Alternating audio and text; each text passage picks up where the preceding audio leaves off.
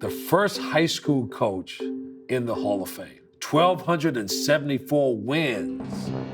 That is incredible. He was ahead of his time. His DNA is all over the darn game. I think he is the finest coach to ever coach. He would be up there on the Mount Rushmore of great coaches, period.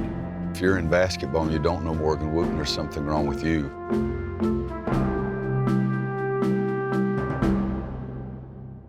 So, Coach, you were going to be a lawyer. I thought.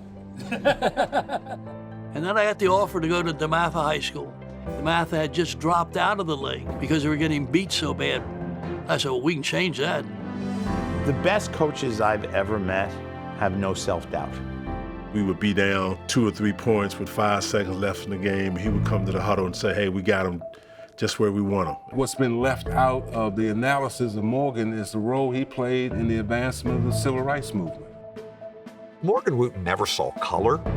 We was the only 2 brothers in the vicinity.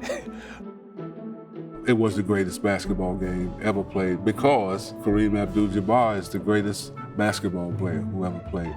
And he kept rising and rising and rising. It put high school basketball on a national level. One of the biggest challenges in my life, I was very honored through the years to have colleges express interest in me. Morgan Wootten has an opportunity to coach in college in the ACC. What's he going to do? He had his priorities all in order. What did he say? God, family, school, and then basketball. And basketball was at the end of his list.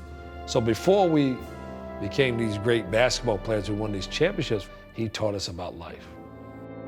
People would often say to me when I was a kid, your dad's a legend. I never really kind of understood what that meant. There's never been anybody who had the influence on the overall game than Morgan. His influence of the game of basketball goes across every level. This is like the Godfather of basketball, and this story needs to be told.